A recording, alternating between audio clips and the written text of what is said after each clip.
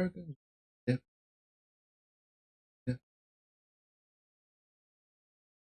yep, yep. Hello to my wonkies out there. If you saw the last video, you know what wonk means, and you know that I must rebrand my community because I wish not to be sued. Hi, I'm Chef Boy is Cute. Back again with another Caveman Grunting podcast.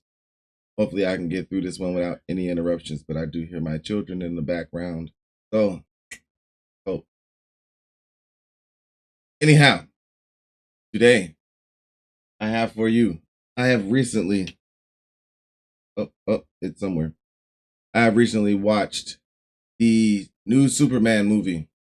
Yes, that Superman movie, Superman 2025 is what I'm going to call it. Give me a second. There we go. Superman 2025 is what I'm going to call it. I recently watched it, and I'll give you light spoilers, but there will be spoilers. So I'll let you know when I start giving spoilers for the movie. Though I will try to avoid them. Of course, another anime review. We skipped the one last week because you had to give me a week to watch some more anime. Of course you did. I'm a man with a regular job, and I do this, and I can do this. So, another anime review. And then it were, oh, yes, you're going to like this one today. If you are a 90s baby. Games that desperately need a remaster. Yes, I'm going to give you games that desperately need a remaster, and maybe, just maybe, I'll give you a teaser of my little detective noir comic that I've been writing. You know what it is. So, yeah, I'm just going to give you a tad bit of that. But here we are, feeding right into Superman. So, Superman, good gosh, not even 5 minutes. Wow. 2.5 minutes in. That's all damn. Wow. Life of a streamer with children. I want to give a shout out to James Gunn. Let's go ahead and give him his flowers. Yes. Let's give James Gunn his flowers for finally a good DC movie, a good DC live action movie. The DC animated movies have always been fantastic. My favorite one is, of course, well, maybe it's not, of course, because I haven't told you this one, but my favorite DC animated movie is Batman Under the Red Hood. And if you watch the last DC animated universe, they went deep with X-Men Dark Apocalypse and all of that. Everybody gets axed out. Everybody gets axed out. So, for those of you that like the Snyderverse, for those of you who like the Snyderverse, if you haven't seen the movie, again, no spoilers. If you're a fan of the Snyderverse, you're probably gonna dislike the movie a little, maybe a lot. I don't know, but I'm a fan of the Snyderverse, and so with this movie, I get why some people did not like it. I get why I got some bad reviews, and I'm gonna go out on a limb and say the people that gave it bad reviews were fans of the Snyderverse, where we had a dark and greedy Superman. But at the end of the day, dark and greedy Superman is not what the Superman character is about. He's about hope, which is what that symbol means on his chest. It means hope. So he's not about having a dark, greedy. He's about hope. He's about believing in humanity and the American way. So James Gunn did a good job of embodying that message with this Superman. However, to those of you that are fans of the Snyderverse and did not like this movie, I kind of get it, because you probably, let me take this down so you can focus. You probably weren't wanting them to Gunnanize the Superman movie like that. And what I mean by Gunnanize is, of course, the director and writer is James Gunn. And at times during the movie, I felt like I was watching Guardians of the Galaxy, but it's Superman. I felt like that at times during the movie, and I get what, and they kind of MCU'd it where there's got to be a punchline or a joke somewhere every 5 or so minutes. That I get why people get tired of that. Everything don't need to be a punchline. Everything don't need to be a punchline. So you do get that from this movie. But again, if I didn't say it before, I'll say it this time with more infinite emphasis. They gave us the Lex Luthor that we deserved. They gave us the Lex Luthor we deserved. Um, Nick Holt is the man that's playing Lex Luthor in this movie, and he does a fantastic job. He really does. I really felt like this is my childhood's Lex Luthor. And if you didn't watch what we watched growing up with the Justice League series and all the movies and all of that stuff, when you got Lex Luthor was cold and calculated, and nothing flustered him until he couldn't stop Superman. And they gave us that with this movie. You got the Lex Luthor you deserved with this movie. And if you're mad at that, if you're mad at his performance, you need to pick something else to be mad at. The only person that I felt like could have did a better job with it was homie from Split, James McAvoy. He could have been a damn good Lex Luthor, but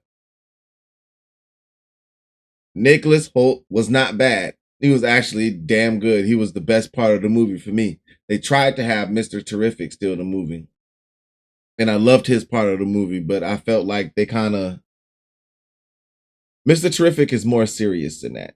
And they had him joking a little bit too much, but again, that's the Gunnanizing of the movie because it's James Gunn and he has to throw punchlines in there. It's centered a little bit too much around crypto for me as well.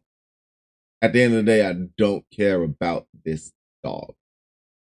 I really don't. And you tried to make crypto a big part of the movie, even though nobody really cares about crypto. I'm going to be honest with you. Let me not generalize. I don't care about crypto. I don't. When the show came out, Crypto the Superdog, I was like, this is a stupid concept. Where's Superman? Give me Superman or Batman. Get this dog out of here. But whatever. You know. Still no spoiler review. Pa Kent almost got a tear out of me during the movie. He did. And it was a controversial pick. It was a controversial pick making because people like their hyper attractive actors when it comes to these movies. You know, everybody's got to be attractive. They've got to be the perfect human being. They got to be models and all this stuff. And they gave us a real Paul Kent, like this man been on a farm. They gave us a real Paul Kent, and he wasn't in the film long, but he did every bit of emotion that Paul Kent could have pulled out of his part. He pulled it out of there. Now, for the spoiler review. Well, I guess I can keep going on non-spoilers. Another good part of the movie, the fact that they went with Guy Gardner as the Green Lantern. And I can see why James Gunn chose Guy Gardner because, one, most people don't know Guy Gardner. You know, he's like the third Green Lantern. Everybody knows Hal Gordon and everybody knows John Stewart. They know those two. But Hal Gordon, they're not Hal Gordon. Guy Gardner, they're not too up on him. But he is the Green Lantern that is the most creative with the ring. He is the most creative. And if you wanted to inject comedy into the movie, he was the Green Lantern to do it.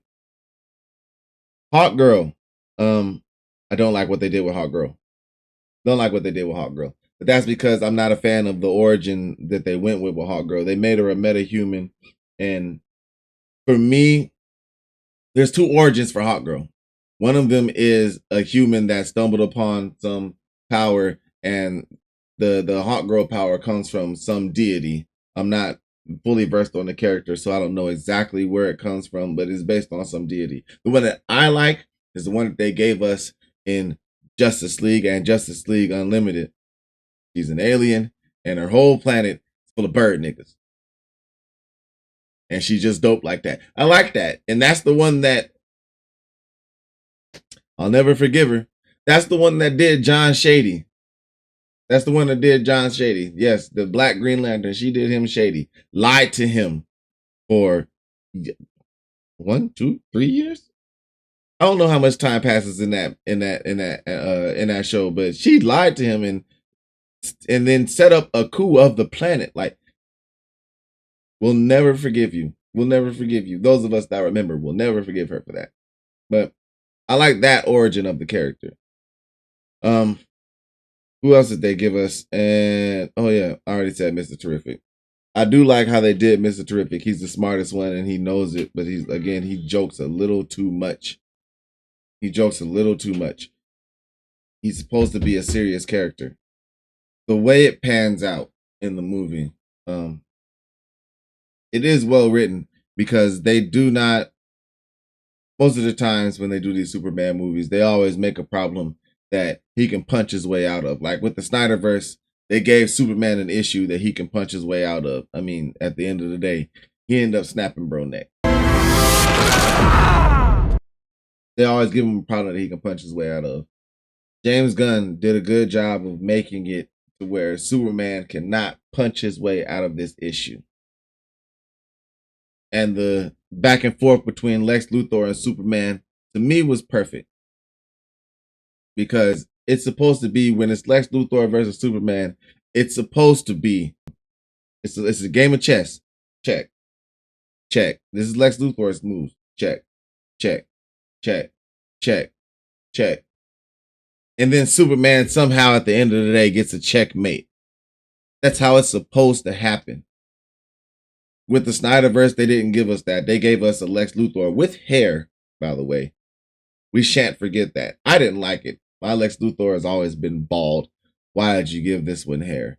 You thought you were going somewhere with that. But, you know, I guess. There's a point in the movie where, and this one of the title cards, one of the spoiler cards that they showed was him in the room putting his boots on while there's an alien outside, and it's supposed to look like it's going down in that scene, and he's putting his boots on to go back out there again. That's not what happens.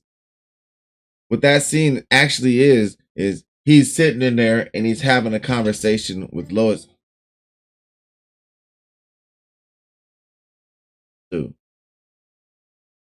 2 and 15 minutes. Mind you, I made a pizza and they have drinks out there and everything. Whatever. And so that scene where it's supposed to be like he's putting his boots on to go back out to the battle. No, that scene is actually he's in the Superman costume and he's having a conversation with Lois. And that whole backdrop is a punchline. The entire backdrop of this scene is a punchline. Superman's having this conversation with Lois and he's like, oh, it's an interdimensional imp. They've got it handled. While it's going down in the background, Superman's just sit. That wouldn't happen. Come on. And that's where I get that people are upset with this film, because why did you every other scene does not have to include a punchline. At times I felt like, hey, I'm watching Guardians of the Galaxy, but it's Superman. At one point in the film, and this is like where I get to ridiculous power scaling and ridiculous feats and whatnot. At one point in the film, he's like, he clearly states that he can't fly out of this interdimensional river, pretty much. Lex Luthor at one point, he makes a Lex Luthor makes a pocket universe that he's using to get around the planet in an instant, right? He's got several of them set up. And so in this pocket universe, there is a river. Superman, because he's trying to escape the prison that Lex Luthor has there, he falls in the river fighting people. And then he clearly states that he cannot fly his way out of the river. And he also clearly states that once we get near this black hole that the river is headed towards, I won't be able to fly out of it. So while this is going on, he not only gets close to the black hole without flying, holding a baby, and crypto, and metamorpho. He uses the freeze breath to blow his way out of the river. I was like, that was a I'm gonna call these SYT moments in the movie. This was a suck your teeth moment for me in the movie. Because when that happened, I went, bruh, he just said he couldn't fly out of that. How does he now use the freeze breath to blow himself away from it? I don't know. You know, Ultraman, we all knew, is discovered to be the Superman clone. And I'm guessing because at the end of the movie, Lex Luthor is arrested, but we all know what happens with Lex Luthor. He ends up becoming president. And this is where real life imitates comics because Lex Luthor is the president in real life. You can't tell me that Donald Trump is not Lex Luthor. You can't tell me that. But yeah, so overall, I'm going to give this movie, I'm going to rate it. I'm going to give this movie a 6.5 out of 10. It wasn't serious enough for my liking, but again, that's not what Superman is about. If you want seriousness and grittiness, watch a Batman movie. You want hope and joy, that's what Superman is for. So it's a 6.5 out of 10 for me. I never feared for anybody in the movie. There was no, this person's about to die right now. I didn't fear for Superman when he was in the river. I didn't think for a second that he was going to go into the black hole. I didn't think that the baby wouldn't survive. The only person you really fear for in the movie is the dude that Lex Luthor brings out just to shoot in the head in front of Superman. That's the only person that they provided fear for in that movie. It's a 6.5 out of 10 for me. What are we moving on to? Right. The anime review. So this past week, I have had the opportunity to catch up on my anime and what I was watching recently. And we're going to go off random here. Of course, Sakamoto Days has continued. What a great anime this is. No stakes, but, this part right here, these few parts where you have the death row criminals, I mean, it's kind of copying Baki. You have these death row criminals and then they all just get whipped. Why did they do this? I don't know. But they do, it is the fights are choreographed well. They've thought out the scaling well. A lot of that, like that part with the chick with the handsaw, she goes crazy. This goes crazy. Cuz with the axe right here, yeah, this goes stupid. But again, you never fear for any of these people. I don't fear for Psychic, bruh. I don't fear for Drunk Girl. Cause it's like, can I have some stakes? But it's still good. It's still a good anime. Again, I'm not gonna rate it because it's not done. I'm not done with it, so they're still going. I'm not gonna rate them on a hiatus because, or after they just came back off of a hiatus. I do like, however, that during these last few episodes, they've made Sakamoto come to grips with his weight.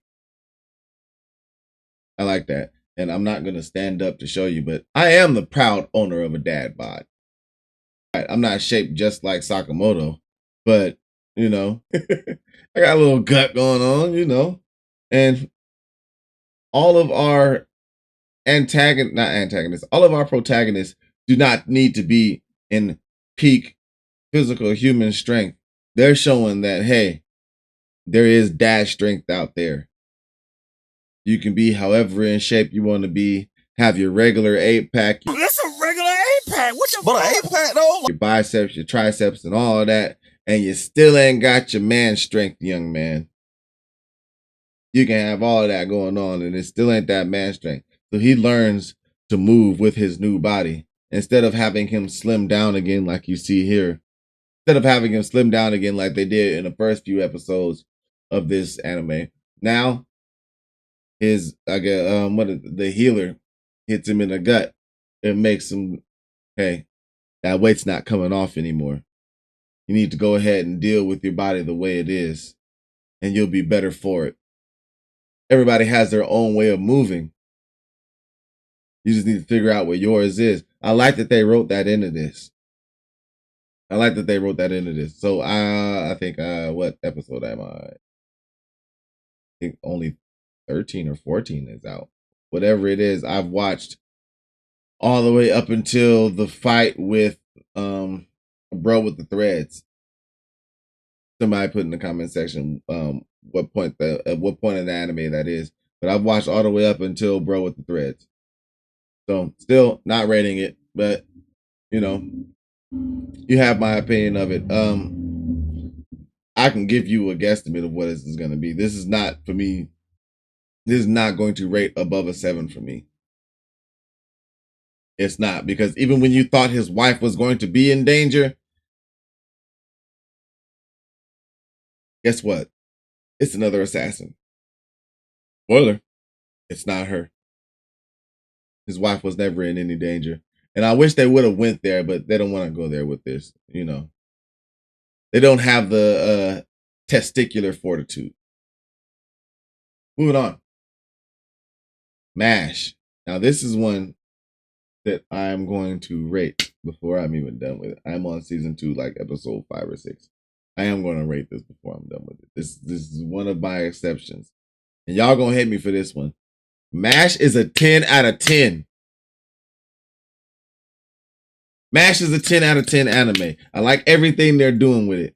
And it is one of it's one of my favorites right now, because it's literally what I said I would do if I went to Hogwarts. If I went to Hogwarts, I would use physical violence. If I went to Hogwarts, I would use physical violence. No magic spells are gonna work on me. I'm snapping your wand and I'm gonna beat your ass. My wand would only be defensive so I can get up on you and put these paws on you. I'm not playing with y'all, man. Pow! You're not getting that spell off. What? Wingardium Leviosa? How about you shut the hell up? This anime is what I would. Boy, this boy said. This boy said triceps magic. Hamstrings magic, and took off running. Man, this I don't care what you say. Drag me in the comments all you want. MASH is a 10 out of 10 anime, and I won't be hearing any arguments in the opposite direction. It's a 10 out of 10. Hey, Cuz is in the best shape of anyone's life, and if you try some magic on him, you gonna magically see these muscles flex.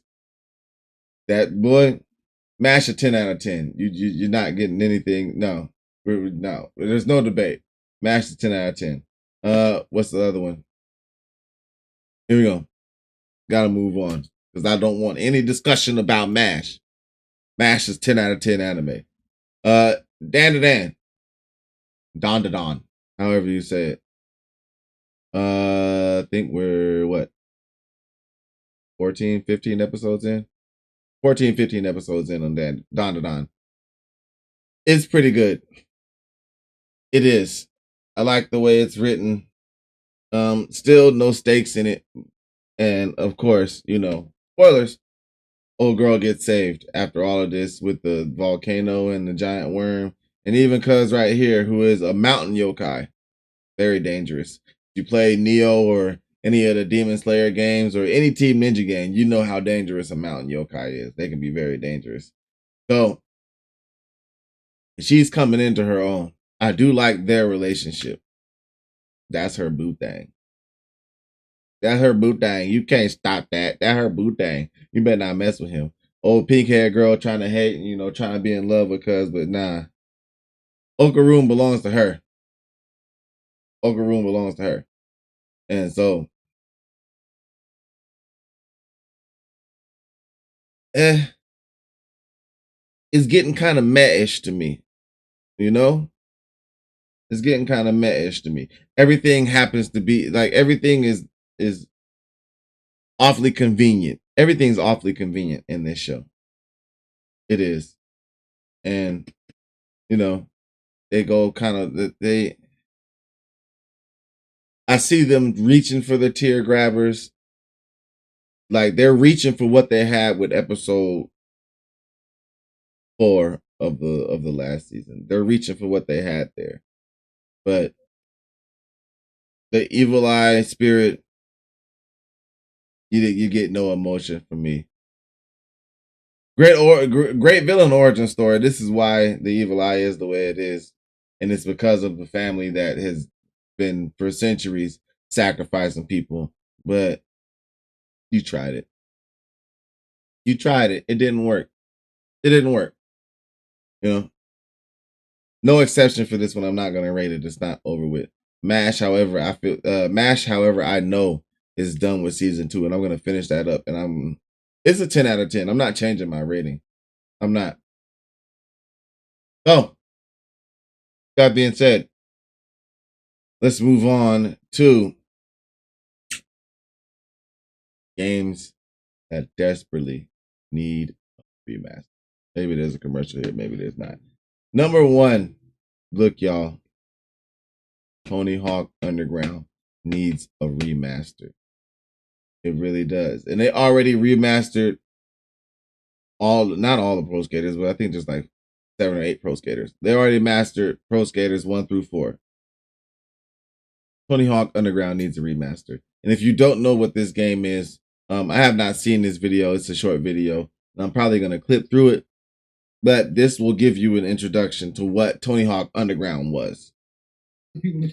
And good thing I paused it because they did give me a commercial. And Tony Hawk Underground gave us one of the most despised video game antagonists ever. I don't remember his last name, and I'm not even going to look it up because the people that played Tony Hawk Underground know who this asshole is. Eric was the worst.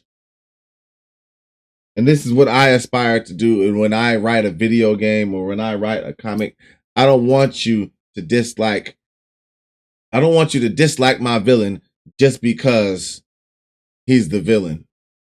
I want you to dislike my villain because he is a despicable human being. And the shit he does to you like if I wrote a game, guarantee you're going to hate my villain.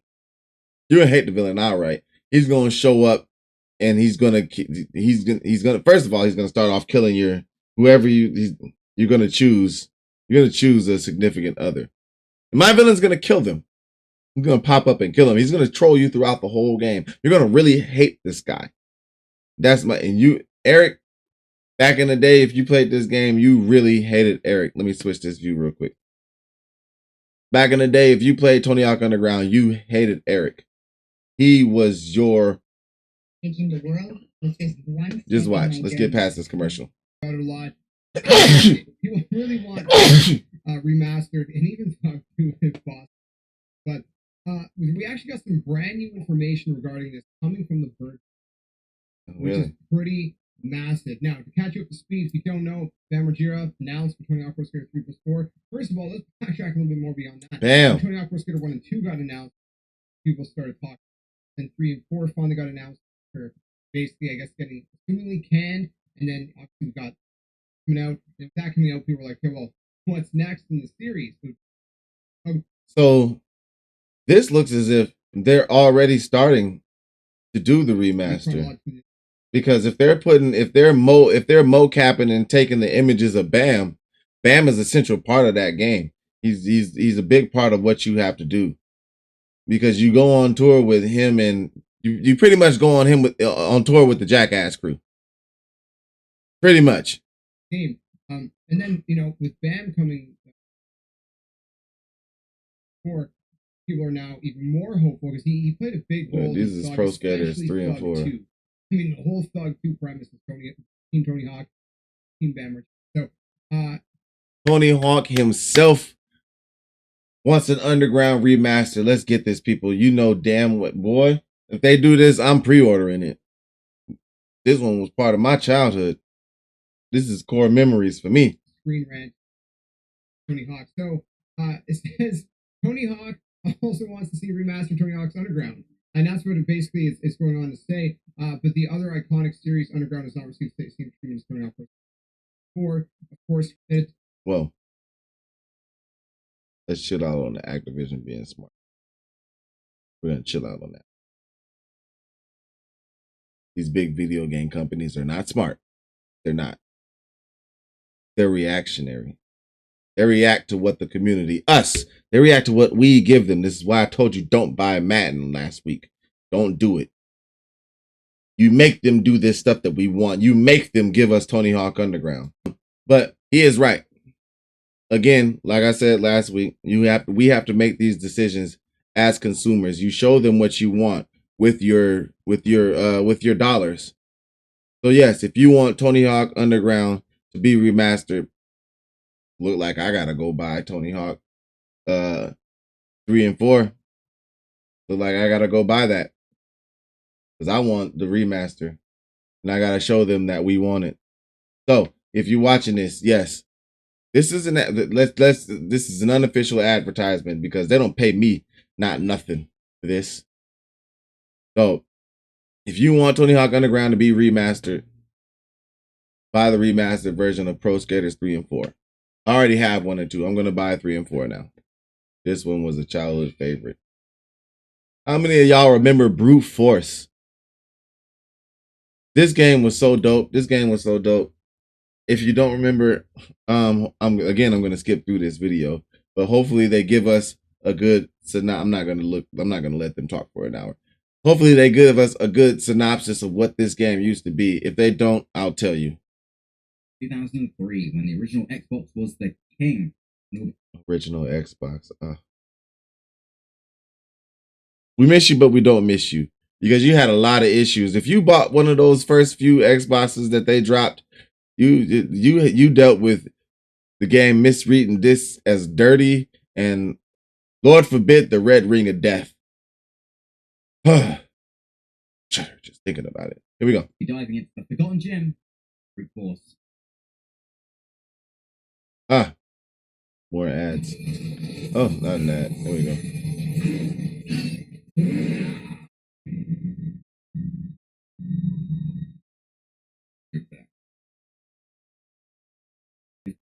So, like I said, a squad-based shooter. So this would be different than what you have. What like Rivals is a hero shooter, Overwatch hero shooter, Apex team shooter, but this one was a squad shooter. And so what you had with this game was, this was before playing online with people became a huge thing. You can still play online with people, but this is before it became a huge thing. And what you had with this game was you and your buddy, we playing on the same screen. Split screen gameplay is, sadly, split screen gameplay is dead. They're trying to bring it back with a couple games, but it's dead, and it's because of greed. Yes, greed killed, and that's another point. I'm gonna stand on this soapbox right now. Greed killed split screen gameplay because they don't want the game developers got so greedy that they said, we don't want one person to be able to buy the game. We don't want one person to be able to buy the game and then 4 or 5 people enjoy it. No, we want all of those people to buy the game, and that way we make more money. So greed kills split screen gameplay. But this, again, squad-based shooter, couch gameplay. I have a squad of 4. You have a squad of 4.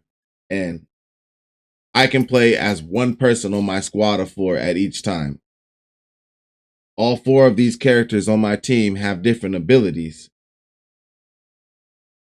And I can give directives to my team. So I would have a squad of 4. I can tell one person in my squad of 4, he's the sniper. I can tell him, go stand over there, and the rest of the team is going to walk down this way. I could set up a trap. The rest of the team, two of our team is going to attract their team and lead them into this trap, while the other 2 are up on the high ground taking shots at them. You used to be able to do stuff like this. Call your team together, give one person directives, give team directives. Hey, we're going to hold this spot down. You used to be able to do that. You didn't. Can't do that no more. And this is old mechanics. Featured both single player and multiplayer modes. And it was praised for its diverse character abilities and engaging gameplay. Oh, yeah. Players controllers. Oh, what did it mean to do that? Oh, yeah. And the character abilities, wow. Character abilities was wild. You had stealth characters, you had brute characters, you had all of that. Dual wielding characters that's supposed to be like, man, we had a lot back then. Y'all missed out on all the good mechanics. I swear this generation missed out on all the good game mechanics.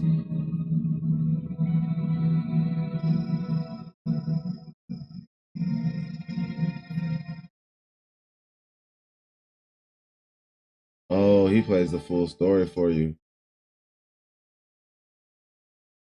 You have a situation, result. Used to. Mercenary group and active.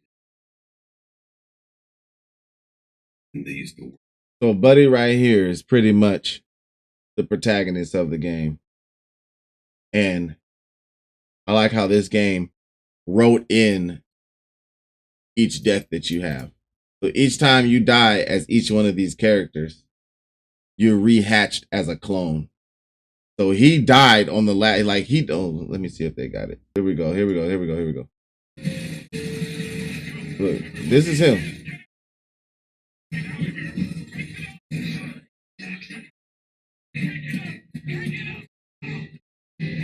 Squad left him.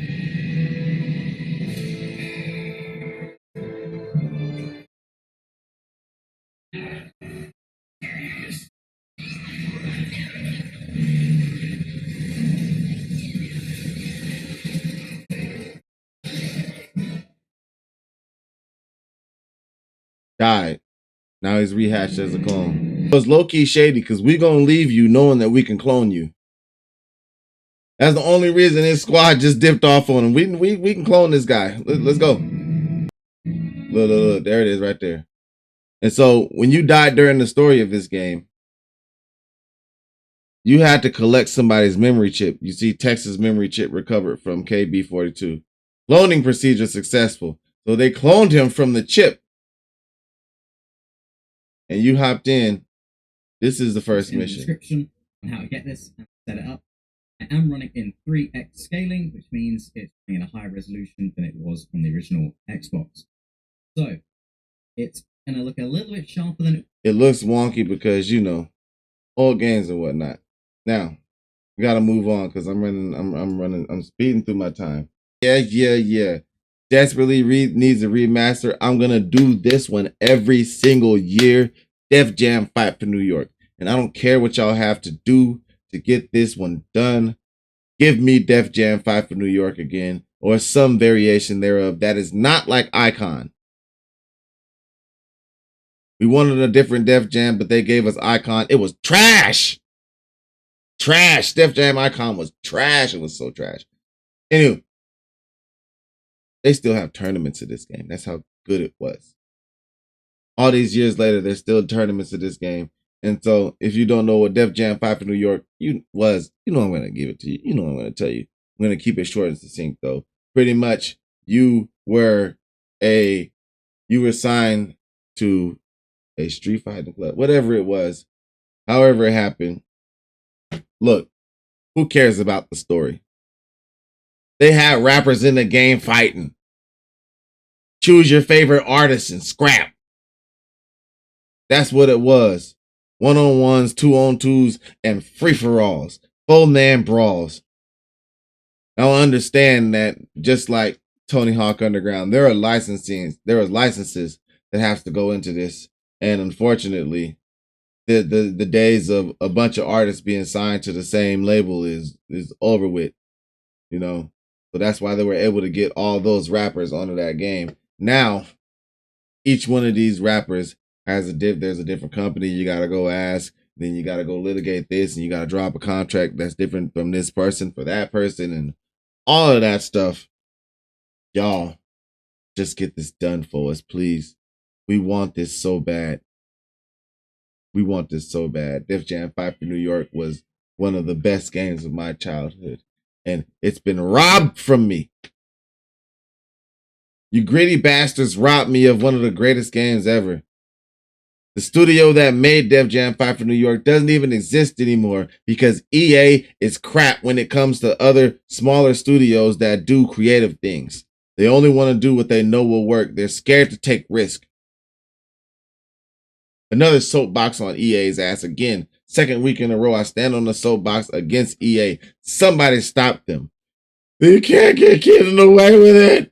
You can't keep getting away with it! I'm going to cue Jesse Pinkman when I edit this. They can't keep getting away with it. Yes. Always love for Def Jam 5 from New York. I'm not going to stay on this one because, as I say a lot of times, there's an entire video I did about Def Jam 5 from New York and why we need this game back.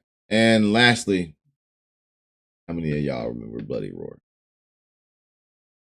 This one could re-enter tournaments. It could change tournaments forever. What's up everyone, and welcome to a new Let's Play video. This time we're stepping away from Stage of Bloody Roar 2. Let's get right into it. And here we have our main characters. So, Bloody Roar was a fighting game. A pretty damn good one in my opinion, where, yes, you could choose your main character. You can choose your character, fight whoever you want to fight. But it was not just a straight up fight all the time. Because once you got to a certain point during the match, you could transform into whatever beast that I guess it was their spirit. I don't even remember the lore of this game. I just remember it being dope. We need this again. Let's go ahead and change up how we do these fighting tournament things, man. Hugo, and Sheena. You got a leopard. Where's the mole? That was the boy. The mole was who was it? Who was it on Mortal Kombat? Shinnok. It was either Shinnok or Quan Chi. With the teleport stomp, you pretty much had a teleport stomp with this mole, man. You burrow under the ground and come up under him. It was, man, the mole and the tiger and the bunny was the dopest ones. Oh, the tiger. The tiger got off. Jenny. That. This is, I know this guy. This guy was. We're gonna fast forward this because I want you to see the gameplay. And Caliber series. So he kind of just said it. It was kind of a mix between Tekken and some other shit. Beast form is that meter at the bottom. That meter at the bottom. That's when you could turn into a beast. Now watch when bruh hit his beast form. In the beast form, the super. Let's call it the super gauge. There we go. Gauge got loud. Now you see how you can change. Now, how good you were pretty much depended on how fast you could charge that beast meter and how good you would get off as the beast, because the battle changes as soon as we're both in beast form. This battle completely shifts. Oh yeah, it completely shifts. You revert to your human form. It's a really basic stuff. I like it. Look at this. This is actually pretty good looking for a PlayStation 1 game. Here's my wolf form. And again, like he said, a PlayStation 1 game. Can you imagine what the graphics would be like in 2025 with this? It would be amazing. Another game we need back. So, oof, I am at 55 minutes. That is a wrap. I am not going to read my comic today. I am not. Looks like I have to wait till next time for that. But I'll tell you what. Run this video up. I'm not even going to give it a high watermark. Run this video up to, let's say, 10 views, because this is on YouTube. This will be only for YouTube. Run this video up for 10 views. And if I clip this and put it on TikTok or Instagram, run the video up for 50 likes, and next week, or maybe sometime before next week, before the next podcast, I will read my comic. So run the clip up to 50 likes or get my YouTube to 100 subscribers. I'm at 60. Ooh, let me try that again. All right. If I clip this, run this video up to 50 likes, and I will read my very own comic that I've written, embarrassing though it may be. And if one or the other happens first, get my YouTube subscribers up to 100. We're at 60 right now, doing fairly well, you know. So, with that being said, I wish I could cue my music again, because I like my little beat. Boom, boom, boom. So, there you have it. Caveman Grunting Podcast, episode 5th. 1, 2, 3, 4, 5th. Episode 5, Caveman Grunting, closing out. Go ahead and drop what you like or dislike about me or what I said today in the comment section below. This stuff is always do the wrong hand. This stuff here is where you should go ahead and follow me. I prefer it on the YouTube, but get it how you live, pimpin'. This has been Chef Boy He's Cute. I'm gonna go make a pizza. Like, share, subscribe. Oh, make sure I get it right this time. Like, share, subscribe. Peace.